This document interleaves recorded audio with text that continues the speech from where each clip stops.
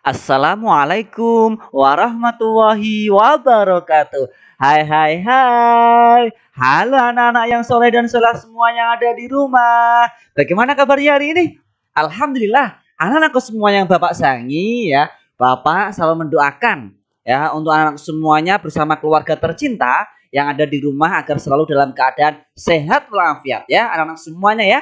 Ya. Alhamdulillah hari ini bertemu lagi dengan Bapak dan anak semuanya. Kita akan belajar pendidikan agama Islam semuanya dengan materi kisah teladan Nabi Muhammad Shallallahu Alaihi Wasallam. Dan semuanya ya, sudah siapkah hari ini anak semuanya belajar pendidikan agama Islam? Iya, pintar sekali anak-anak ya. Kalau sudah siap, mari anak-anakku semuanya. Bapak mengajak untuk anak semuanya, yuk kita awali pembelajaran kita pada hari ini dengan berdoa bersama semua. Semoga anak-anakku semuanya mendapatkan ilmu yang bermanfaat, menjadi anak-anak yang soleh dan solehah, menjadi anak hebat, kebanggaan orang tua.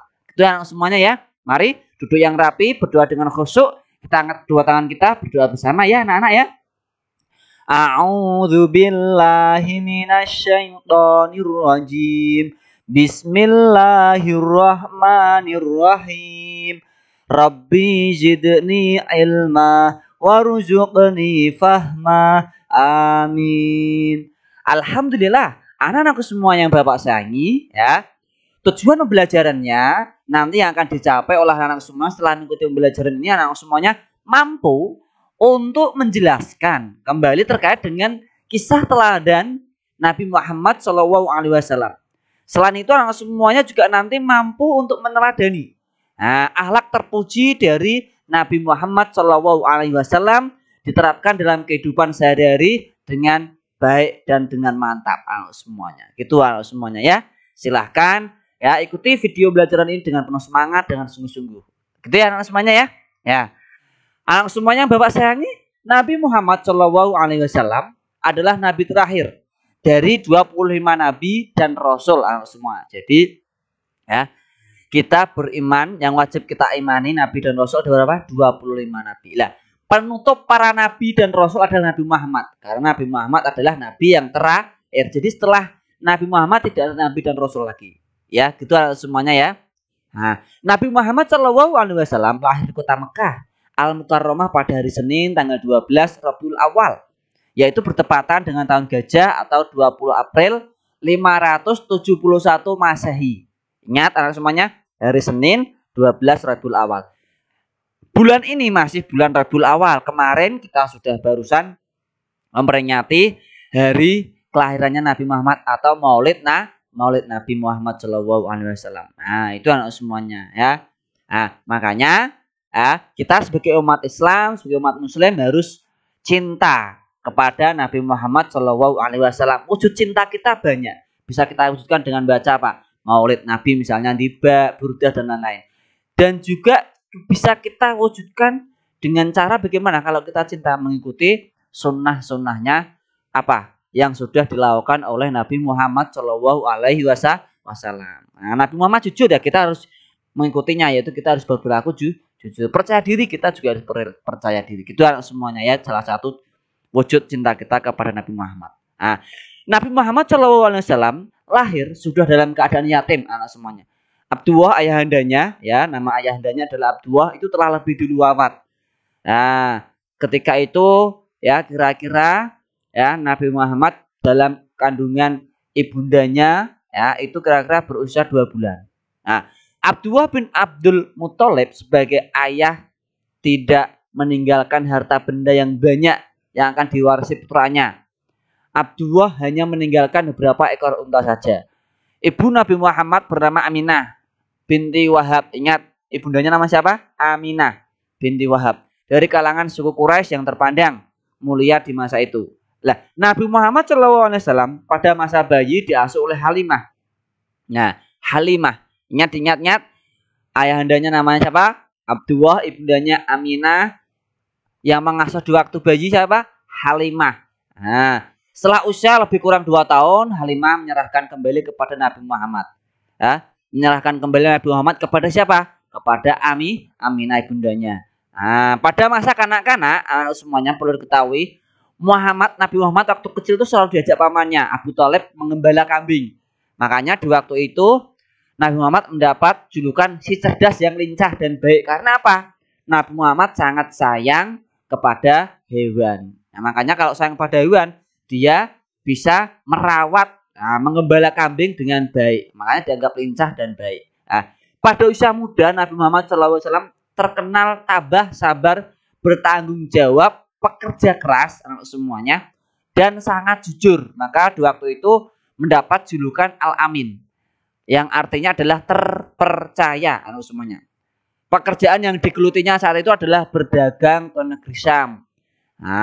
Terpercaya semuanya, Al-Amin, sangat jujur.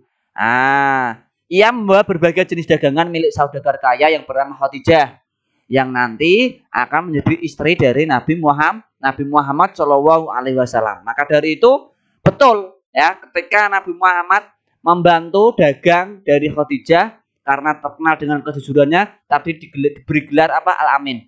Itu Khadijah merasa jatuh cinta kepada Nabi Muhammad. Makanya terus Khadijah akhirnya menjadi istrinya Nabi Muhammad Shallallahu Alaihi Wasallam. Gitu anak semuanya ya.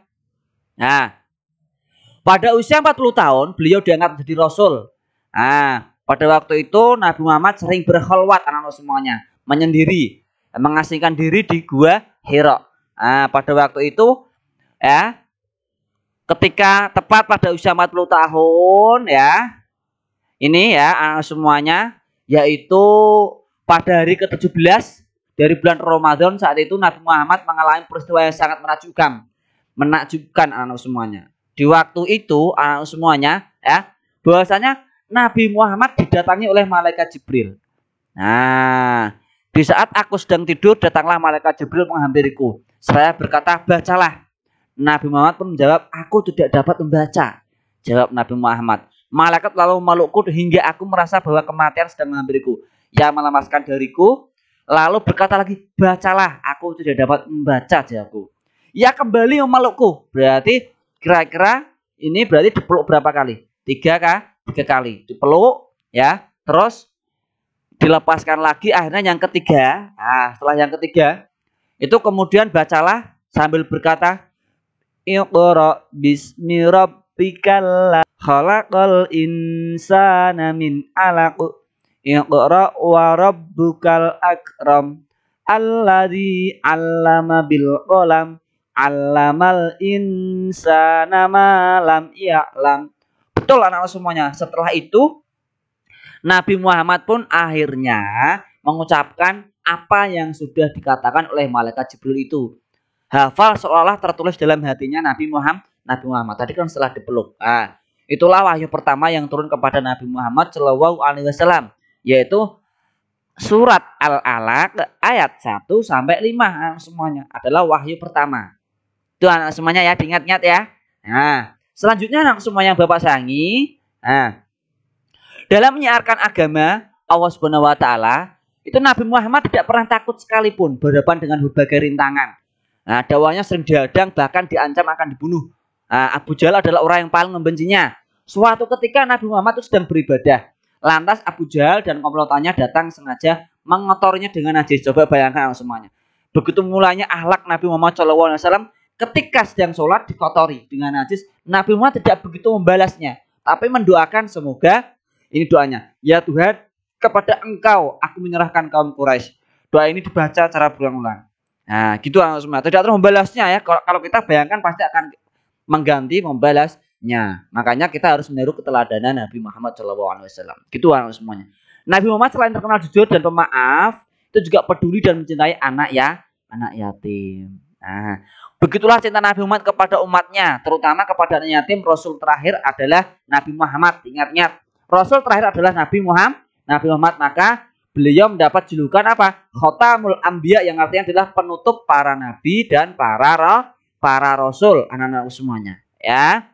Itu pelajaran yang perlu dipetik ini semuanya ya. Nabi Muhammad lahir bertepatan pada tahun Gajah, yaitu tahun 571 Masehi. Itu ya, sampai sini anak semuanya. Nanti tugasnya anak semuanya yaitu mengerjakan ini. Tugasku 1 sampai 9 silakan dikerjakan. Itu saja, mari kita tutup dengan bacaan alhamdulillah. Alhamdulillahirabbil alamin. Wassalamualaikum warahmatullahi wabarakatuh.